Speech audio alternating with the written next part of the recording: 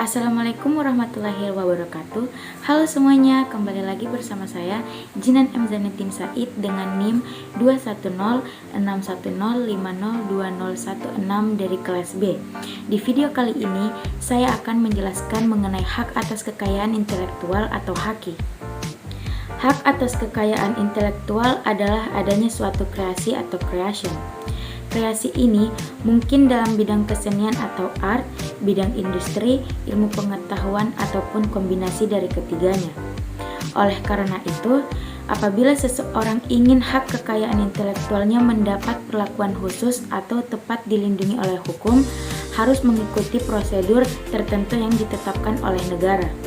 Prosedur yang dimaksud di sini adalah melakukan pendaftaran HAKI di tempat yang sudah ditentukan oleh undang-undang.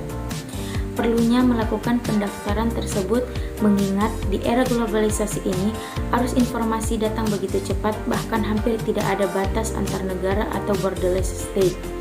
Sehingga tidaklah mengherankan apabila HAKI merupakan salah satu objek bisnis yang cukup diminati oleh seluruh pelaku bisnis, karena dianggap dapat mendatangkan keuntungan ketimbang harus memulai dari nol. Seperti yang dikemukakan oleh S. Kajatmo. Dalam era perdagangan dunia sekarang ini, hendaknya hak cipta segera didaftarkan agar setiap pencipta, penemu, atau pelaku ekonomi tidak akan mudah dijatuhkan oleh pihak lain. Jadi di sini terlihat bahwa lembaga pendaftaran dan pengakuan HAKI mempunyai peranan penting dalam dunia bisnis. Karena ada jenis HAKI yang secara teoritis tidak perlu didaftarkan namun tetap dilindungi. Dalam arti apabila hasil karyanya diumumkan oleh yang berhak, maka pada saat itu hak tersebut sudah dilindungi. Hanya saja apabila ada pelanggaran HAKI sulit untuk membuktikan bagi pemegang HAKI tersebut yang tidak mendaftarkan haknya. Sebaliknya bisa terjadi orang lain yang mendaftarkan hak tersebut. Selanjutnya, ruang lingkup hak kekayaan intelektual. Dalam kepustakaan ilmu hukum, hak atas kekayaan intelektual pada umumnya dibagi menjadi dua golongan. Yang pertama, hak cipta atau copyright.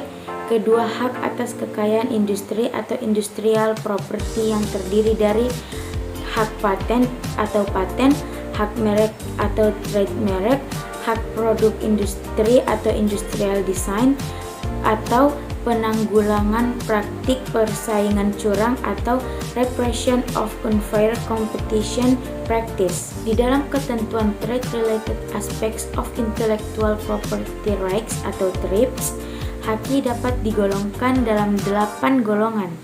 Yang pertama, hak cipta dan hak terkait lainnya, 2 merek dagang, 3 indikasi geografis, 4 desain produk industri, 5 paten, 6 desain layout atau topografi dari rangkaian elektronik terpadu, 7 perlindungan terhadap informasi yang dirahasiakan, 8 pengendalian atas praktik persaingan curang. Berikut beberapa contoh kasus pelanggaran hak cipta di internet yang seringkali terjadi. Yang pertama, kasus pelanggaran hak cipta buku atau berupa buku bajakan. Yang kedua, kasus pelanggaran hak cipta teknologi informasi atau berupa software retasan.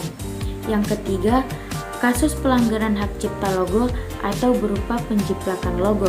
Dan yang terakhir, yang keempat, kasus pelanggaran hak cipta akan karya sinematografi berupa cuplikan atau film bajakan yang ilegal.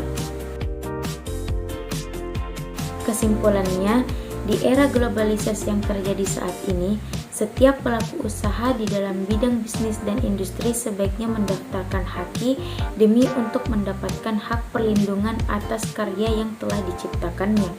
Selain itu, dengan adanya hak cipta, pencipta berhak atas hak eksklusif, yakni hak moral dan hak ekonomi. Demikianlah pemaparan dari saya, kurang dan lebihnya mohon dimaafkan. Wabillahi taufiq wal hidayah. Wassalamualaikum warahmatullahi wabarakatuh. Thank you for watching.